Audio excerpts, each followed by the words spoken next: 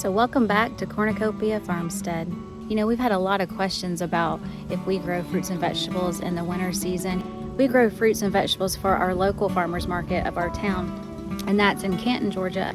Our local market closes around the end of October, so that's the end of our growing season. And during the fall and winter months, we work on our infrastructure around the farm, working on irrigation systems. We have plans to build another high tunnel or two, just depending on what all we can get done before it's time to start planting it again in the early spring season. In our last video, we were working on bush hogging our corn plot and also cleaning out one of the high tunnels that we have. That's the high tunnel that we use for our tomatoes. We call it the tomato house. So working on clearing that out, letting that soil rest, and we will be amending that soil when it gets closer to time to plant new seed. One other thing I wanted to let everyone know about, we've had a lot of questions about the NEO-TEC chainsaws.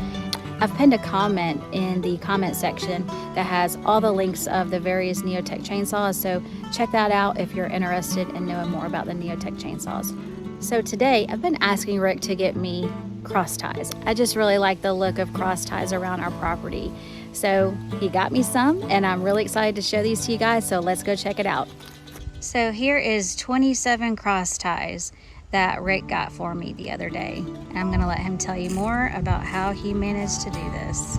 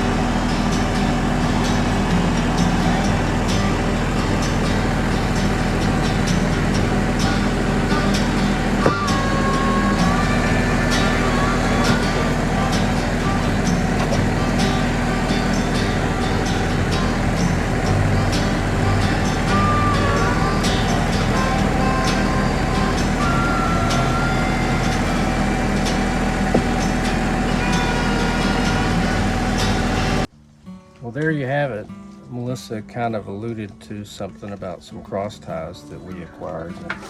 And if you own a farm or you have a business, primarily you want to make money, but you have to save money too. And so sometimes you have to get really creative with what you do to acquire things, whether it's implements or tools, or in this case, cross ties. You know, there's a lot of organizations or businesses you can contact, and chances are what you would have paid hundreds or thousands of dollars for, you might actually be able to get for free. You might have some sweat equity in it, or you have to do all the labor yourself, but that in some cases, especially for us, it's worth it for us to work for it, you know, if it's not costing us money out of our pocket. And so the cross ties, how this worked out is typically what we've done in the past is about 3 or 4 years ago, we paid about $12 a piece for them.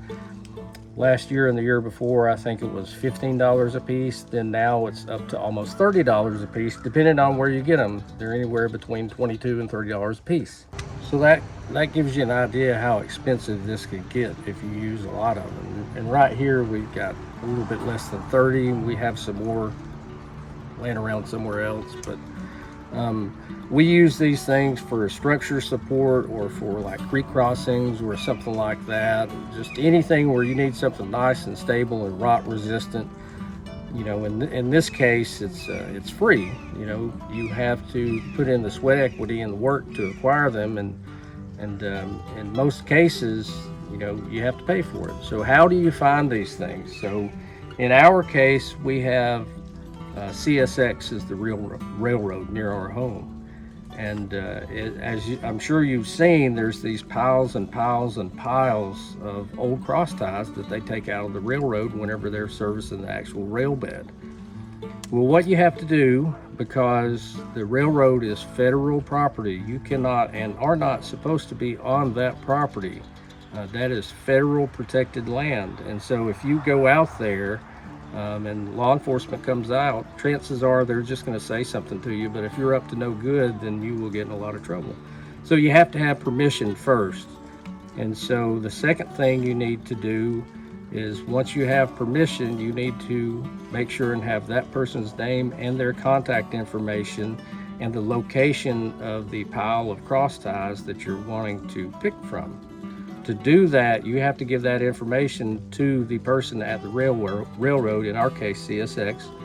And I've spoke to this fella several times, and basically I'm not going to tell you how to do it. That's up to you if you want to do this, but do not go on railroad property without permission from the railroad or the government, and it's going to be hard to get that. Basically what I'm saying is, having said all of this, go to the railroad, talk to the correct person, and you will have to do some footwork to find that out. I cannot give you that information because I do not know.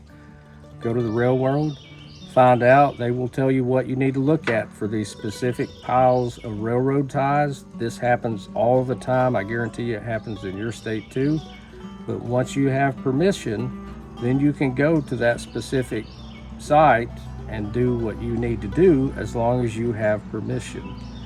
But chances are you can get that, and that will save you a lot of money. Basically, this right here at the high end, this would be somewhere around $1,000. At the low end, it'd be somewhere around $500 or $600 in cross ties. And that's a big savings. But anyway,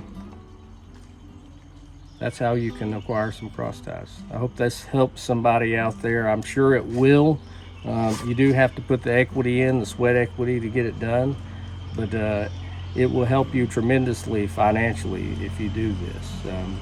Also, I'd like to thank everybody for stopping by as normal. Thanks for all of our old subscribers, all of our new subscribers. We really appreciate it. I hope you have found this informative. Hope this will help somebody out. So, oh yeah, we do have, there's a big thing about Branson that we've been meaning to get out there. We do have a video coming up on some service on the tractor, but we have a contact at Branson that's pretty high up the food chain. But there's some big news. It's pretty exciting news. Everybody knows that TYM has acquired Branson. That actually happened about 5 or 6 years ago, but they're transitioning over to the TYM brand name. But a lot of people have been curious as to what's happening with all the models that are coming out or maybe going away. We've got some confirmation on what's actually going to happen with that. They are going to be moving their corporate offices and some other information like that. And if you're looking for a job and want to work for a tractor company, we've got some information on that too, but you have to move to Georgia. But anyway, thanks for watching. Come back, give us a thumbs up, share the video, and we'll see you later. Thanks.